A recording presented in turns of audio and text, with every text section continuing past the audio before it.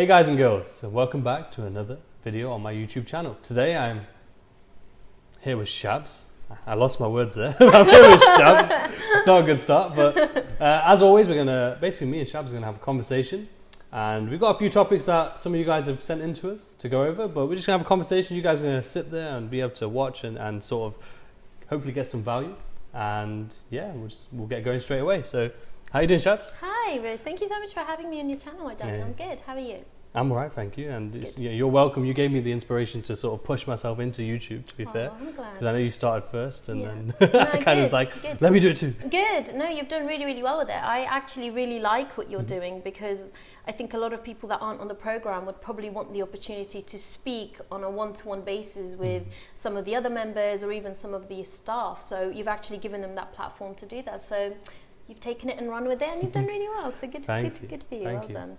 Well, what we've done, obviously, we've done one with Joe, we've done one with Marco, and now we've got yourself. And we just like to get to sort of know how you got involved with Astro. Yeah. You know, and how you find it, and you know what you do day to day. Yeah. And then people obviously get to know, as you said, get to know you better and what we actually do here. Because I think people see what we show them, but they don't know the true reality of it, right? True. We show them the great image, but then there's a lot of hard work and a lot of effort and late hours and things that they don't actually see. Absolutely. So yeah, like if you want I think you're very right. I think we do. I mean, it's such a fun environment, of course, to be in, and that's all part of it. But I think the reason we do have fun with it is because we do put in a lot of hours behind the scenes, and that's what a lot of people don't see. So for us to be able to have fun, we're putting in double the work. So no, I agree. Well, my journey with Astro was quite interesting actually, because I knew Nat well before Astro even existed. So I knew him, I can't even remember the year, to be honest, it was so long ago. So I knew him, we had each other on social media, and then I was obviously doing my thing, he was doing his thing. Then obviously Astro came about, and I saw that with time his social media started changing obviously for the better. He got his first supercar, and then he started to go on all these like exotic trips and stuff. So I knew him before when he had like a normal 9 to 5. Then all of a sudden I saw this change. So I'm not gonna lie, I was intrigued. So I remember reaching out to him on social media and being like, hey Nat, like you've either won the lottery or you've robbed a bank because your life has changed obviously for the better. And he was like, yeah, Shab, like I trade and stuff, I've been doing it for some time, I'm actually starting my own company. And back then, I'm not gonna lie, I had no idea what trading was.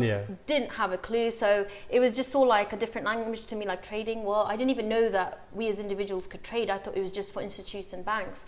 So that happened, and obviously I saw his work, and he was putting in the work, but obviously his life got better and better in terms of the materialistic things, the cars, the supercars. So I was doing my 9 to 5, and to be fair, at the time I was doing actually 2 jobs. I was working hella hard. I was working about 67 days a week. I had a 9 to 5 office job, and then I was doing events on the side, and that is like, anyone that does events know that stuff is intense. It got to the point where I was doing so many hours, Riz, that I was just like, I was making all this money, but it was like, what am I doing with it? Yeah, like I wasn't seeing family, I wasn't seeing friends, and I wasn't happy. So I needed a change in life, and I just didn't know what it was. And I'm the sort of person, you probably know, when I know something, I know what I want. Yeah. And when I know it, I know it. And I just hadn't come across anything that was like, yes, this is 100% me. I enjoyed what I was doing in relation to my other work, but I knew it wasn't like that one thing that I really wanted to do.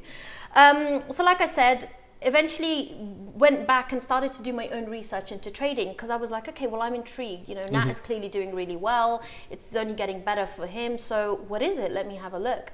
So I've always been into numbers, as it is. I'm very big on that, and you guys in the office know that.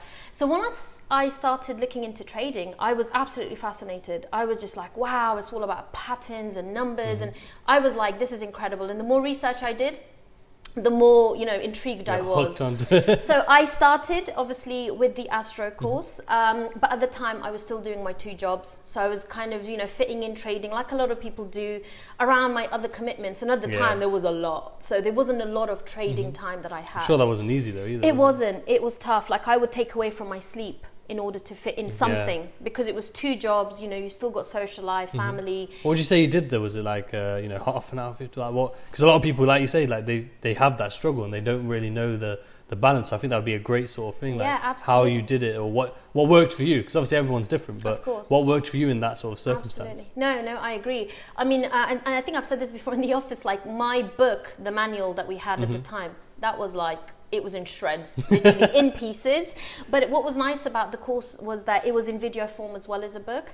So where I was traveling into work, and it was into Central quite a lot for my events and stuff, or any time I had where it was just break time or I was waiting for the event to kick off, headphones in, listen to the videos, and obviously my book traveled with me. So for me, it was just cramming in as many hours, and it wasn't even something that I did because I knew I had to. I genuinely enjoyed it. The more I learned, the more I was like, oh my god, what else can I learn? What else can I do with it? So it was like utilizing the time that would probably get not wasted, but like you weren't doing anything, like your commute, or maybe like in between an event, or even on a break. Absolutely, right? absolutely. But yeah, that makes sense. No, and then obviously the more you learn, the more you get, the more you understand, and the more you want to learn more. Exactly. No, you said it really nicely, actually. That time that, in a way, looking back now, it is time wasted. Because you know, sometimes when we finish work and stuff, we're like, what do you want to do? Nothing. Yeah.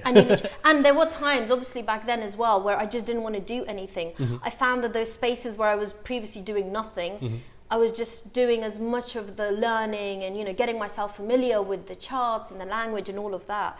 And now, looking back now, that time where I, you know, before, like when I was in uni and college, the nothing time, I just think, oh my God, how much time I've wasted doing nothing over the years. So now, I honestly, even now, I utilize, even though, like, you know, we're with Astro, we're trading, that does not mean that you're where you want to be. I'm certainly not where I want to be. So even now, that education is something that I continuously do through self-development. Never ends, does it? Never ends. Absolutely. And I think that's where a lot of people kind of, they don't understand that, you may reach a certain level of success, but there's always another level to go, and another level to go after that. And, absolutely.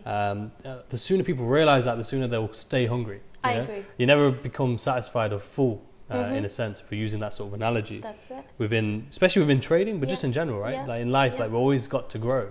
If we ever stay sort of still or sort of slow down our development, then we're only doing ourselves like a disservice, right? Absolutely. And that's right, because I mean, biologically, even as humans, once we are kind of fully developed as an adult, there are certain features, especially in our faces, that continue to grow until the day you die, which you may or may not have known. So, you know, physiologically, we're constantly growing, even through, you know, once you're an adult, even through until we die. So why would we want to stop that development emotionally or psychologically or spiritually? So no, I agree.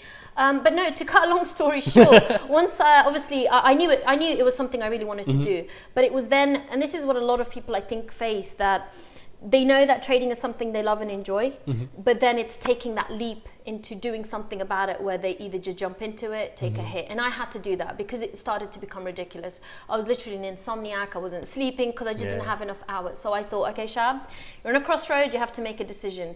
You can either continue like this, and it's going to take you years to even get to where you want to be, or you have to compromise somewhere. So I took that compromise, and I let my events kind of, you know, take a back seat. I didn't let it go completely, but where I was doing it every weekend and in the evenings, I was like, that time I'm now going to dedicate to the charts.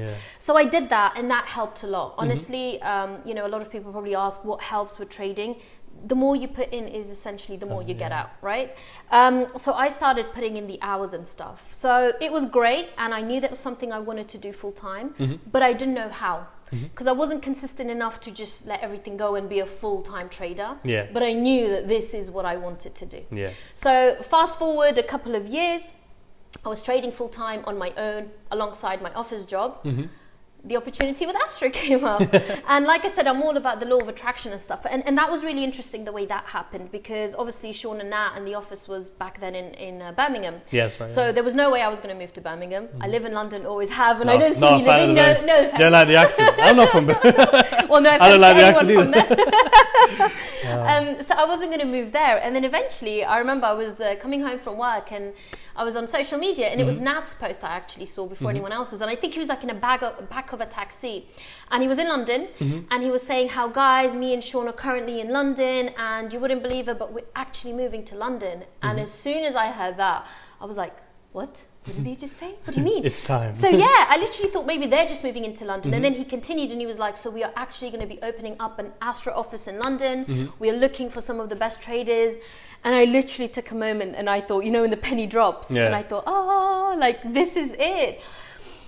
But again, I was so busy with what I was doing with work. I was in a fairly senior position with like my other office job. So then all these questions sort of came rushing in, like, do I let it go? I've been doing this for 4 years. Do I just jump into trading? Yeah. Should I not? A lot of the common questions.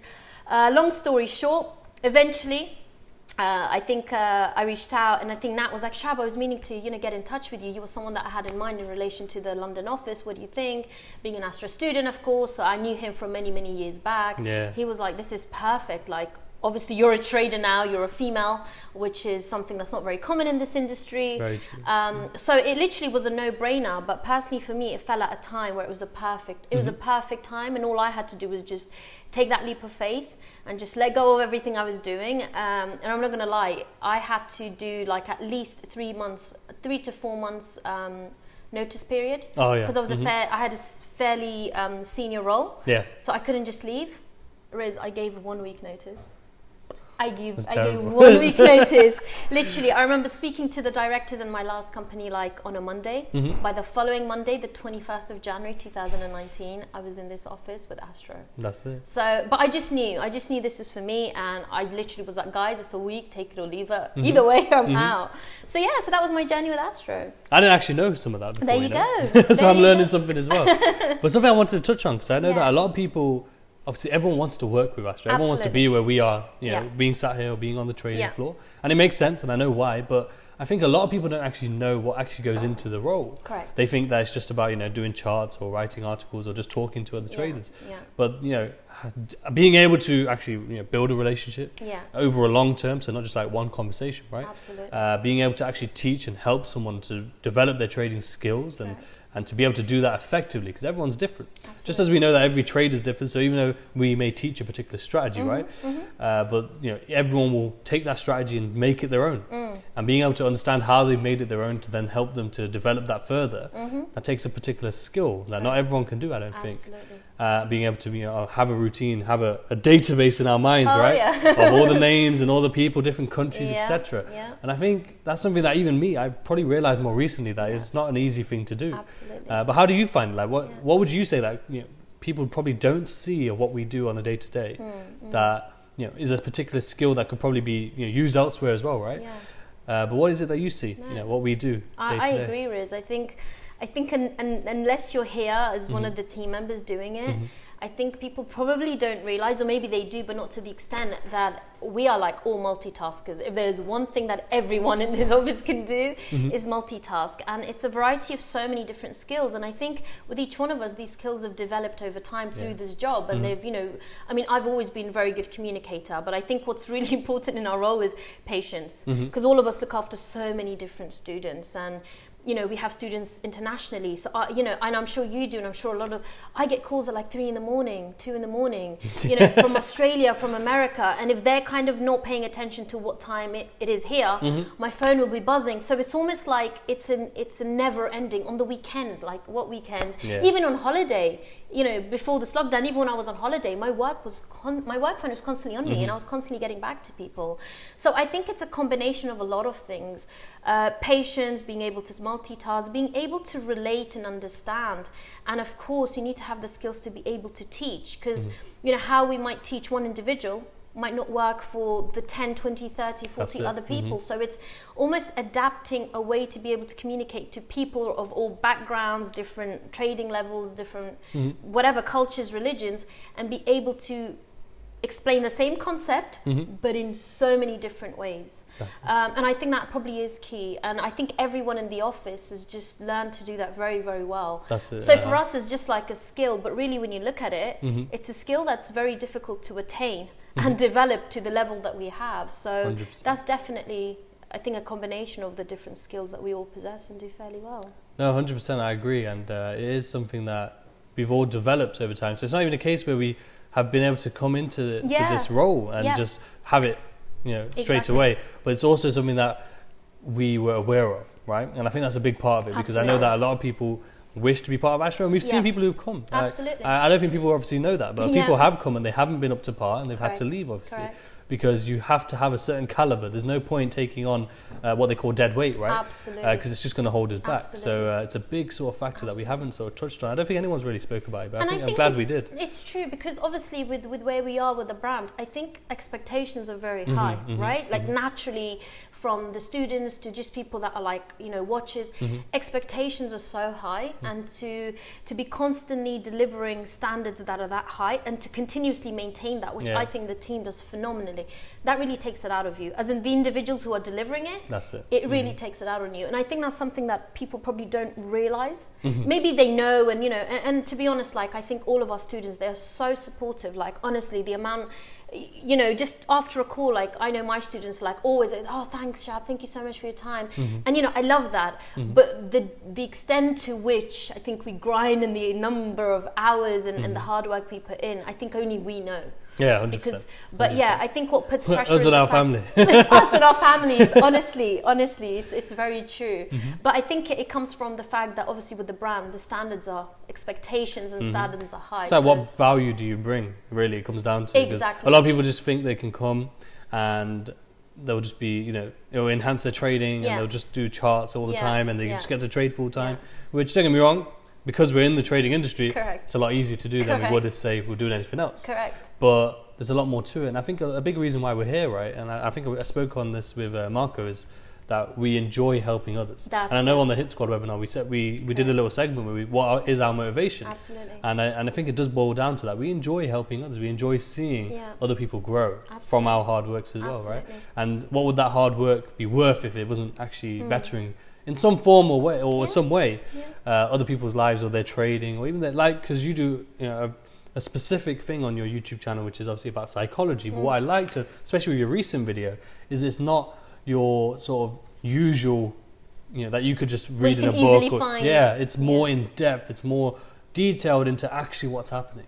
And I think there was something, what was it, a loss equity threshold? Equity loss threshold. There you go. And that's something that, again, I would not have heard that anywhere else. And again, it's something, as we went back, going back to what we were saying earlier, you're always growing. Correct. And that's something where I was able to watch and really sort of take into something more detail about what's going on, and then I can level up as well. So, you know, I think, what with your YouTube channel, what's your goal? What's your sort of vision with that? Because I know it's a very niche. Yeah, no, I agree. Well, my YouTube channel, to be honest, with that, it was just how do I, with the platform that we have here and with the knowledge and the skills, how do I reach a lot more people?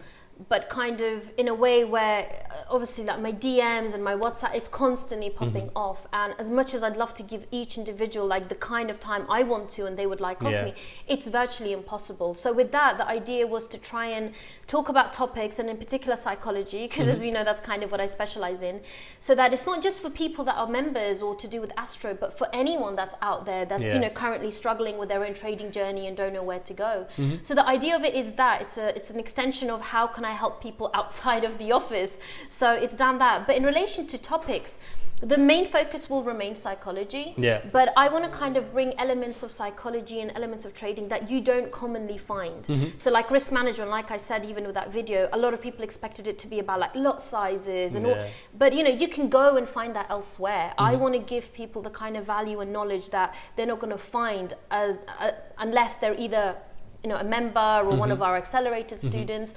But I'm happy to share that, and through my own experience of trading as well, personal experiences. So it's just about giving back, but in a way where it's hopefully information that's not readily or so readily available. Definitely. And that shines through. Like I said, it's a it's a different level of knowledge, right? Because there's like there's a surface level, right? That is pretty much sort of known across this industry, especially. Yeah, absolutely. But then there's that actual someone who's gone deeper into, you know, the mindset, deeper into the reasonings why this happens and how you can actually overcome it. Absolutely. And I think that's a very powerful thing. Yeah. And you know, I wanted to touch on something because you are team member wise, we're growing in numbers when it comes to the female side, right? Which is good, and I'm happy to see as well, because absolutely, I think there is something that different, you know, people bring to the table, right? Yeah, absolutely. And what would you be able to say, because you can speak from experience, because we can only see what we can observe, right? But from experience, how has it been being a female in a male dominated industry? And you know, to be in an office as well, similar thing. Absolutely. Where, you know, there's a majority of males to females, but then What's it like to actually to be in this industry, to observe this industry in this way? Is there a difference? Is there things that maybe there's positive, negative side of it, right? And what you would want to do moving forward, I'm guessing, as well. Absolutely. No, that's a really good question, Riz. And like you said, it's I think very different. I think this industry in particular, because it is so heavily male dominated, very different for a female. And as one of I was one of the first, or maybe the first female recruit for Astro when our head office started. And at the time we didn't have any other females, so I'd have been one female amongst all males, which is it is not too much of a problem for me, because I have worked in very heavily male dominated industries previously. So it wasn't that intimidating for me. But that's just me as a person. I'm just very kind of outgoing and fairly confident and stuff, so it's not too much of a problem for me. But I can definitely see how the fact that the financial industry of forex is so heavily male dominated, I can see how intimidating it can be for a female or for the ladies out there. I think one of the main reasons that, apart from the passion and the fact that I genuinely love the charts and all of that, one of the reasons that I really wanted to push forward and kind of, working with Astro was a part of that, was to almost, in a way, hopefully pave the way. I know the number of females in this industry are slowly growing over time. I think there's only 5% of females that trade in the UK. It's a little bit higher in Europe, but 5%, in the grand scheme of things, given that it's a huge industry, that's nothing. So for me as a female, I wanted to kind of, as well as to follow my own dreams and passion, to pave the way and hopefully create a platform where if females that are interested or potentially want to come in but are kind of too afraid or too intimidated, allow them to have a space where there are females like myself who've kind of pushed through and maybe made a little bit of a path, so that they can kind of come in a little bit more comfortably, have a female that they can reach out to, because it is so different in so many different levels. Even the way that we think, like how you would analyze the charts, is very different to how I would, just because I'm a female and you're a male.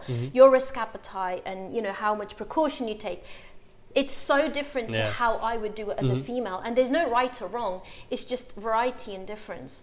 So for me, being a female, I'm not going to lie, it's difficult, because I feel like I have to work twice as hard to prove what I have to give, just because it is a male dominated. So as a female, I think you're judged a lot more.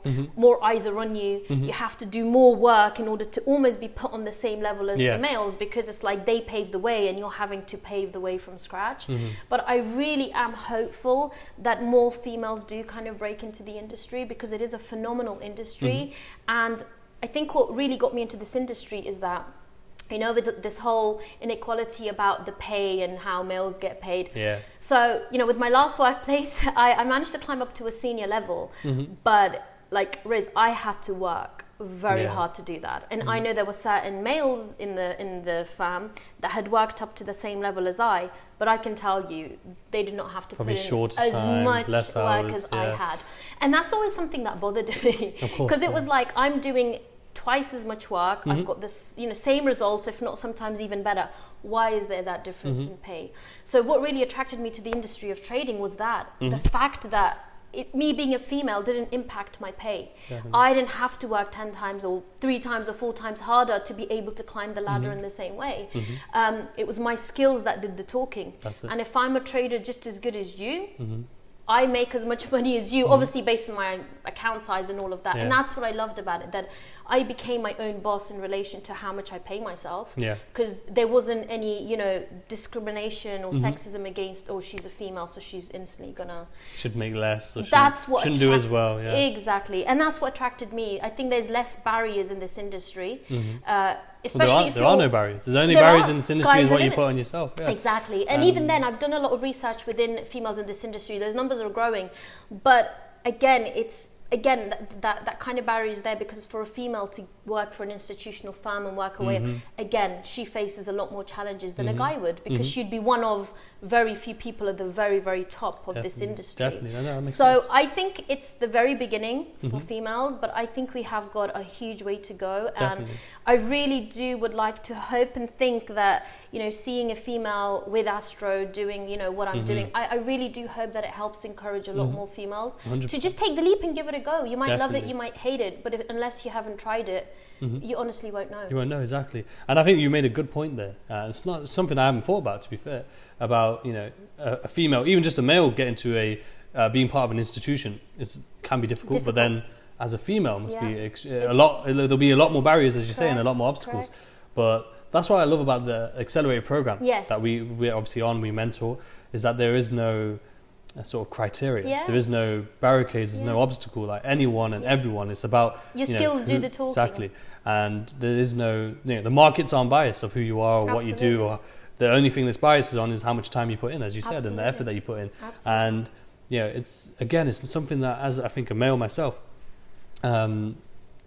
we don't think about that because we're not experiencing it, right? It's true. Because we don't experience it, we don't think. Not that we don't think it exists. Yeah. It just doesn't occur to you. Yeah, it doesn't occur of the actual level of potential thought that goes into potentially. Okay, I'm going into this role. I need to be like this. I need to put this much time in. Maybe there's a different approach, a deeper approach to what I would do, for example, right? And you know, because I've seen it, because I know it exists 100%. Because my mum is a barrister, so she's gone through a similar journey where you have to work 10 times harder. You have to make sure your voice is heard. You have to portray yourself differently. But one thing I would say, and I would like to get your opinion on this, is would you say that you should feel, you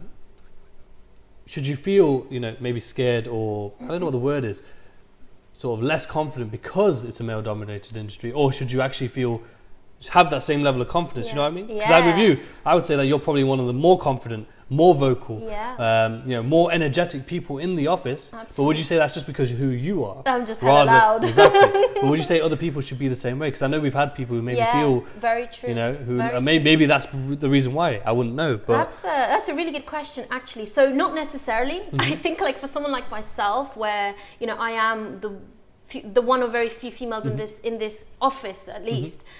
I think in a way I have to be those things in order to almost kind of pave the way a little bit. But the beauty of that is that's what I'm trying to do. I'm trying to take all that work out so that the other females that do come in, that doesn't mean that, oh, unless you're very boisterous and loud and confident, the industry is not for you. No. The beauty of this industry is that you can be an absolute introvert. And I have a couple of females on this program that are my students, international students, and they are complete introverts, and they're doing very, very well. So it's not to say that you have to be like this, you know, very loud and outgoing in order to.